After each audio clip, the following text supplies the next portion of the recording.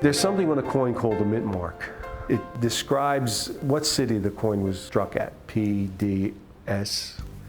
And we used to make them by hand. In other words, we would take a matrix and carve an S or a P or a D for Denver into these little round matrix. We'd get a piece of steel, we'd cut it.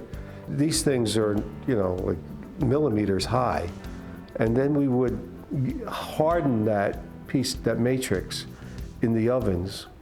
And then we would get a piece of flat steel and grind it down to a point, put it over the matrix and hit it in till the letter began to form. And then we had small files and we'd begin to file it away. And then we hit it again into the matrix, back and forth, back and forth. It could take a week, literally, to make one letter, And then we would put it into an oven to be hardened. And sometimes it would crack. It would just split right up the middle.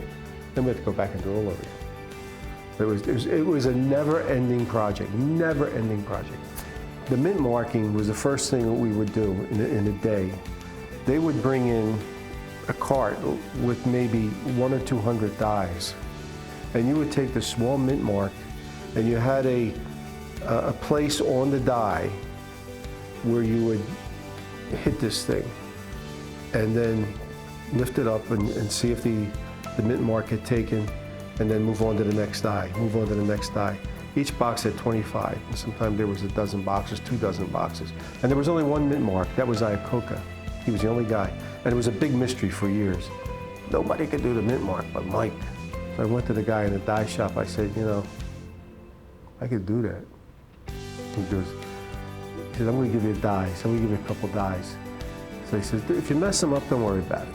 So, because you had a drawing of the coin, and there was a little box over where the mint mark went. And the mint mark can go with any one of those 4 quadrants in the box, preferably in the center of the box. And I did a couple. He said, you're getting close, keep it up. And I probably destroyed a box of dies. And he said, you got it. He said, you nailed it.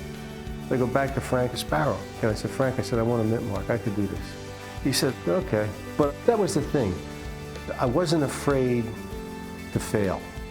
And that's what I tell young people. Don't be afraid to fail. Because you're not going to learn unless you fail.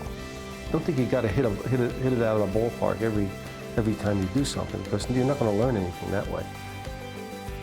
Yeah, that was the mint at the time. It was a great place to work. It was an amazing place to work.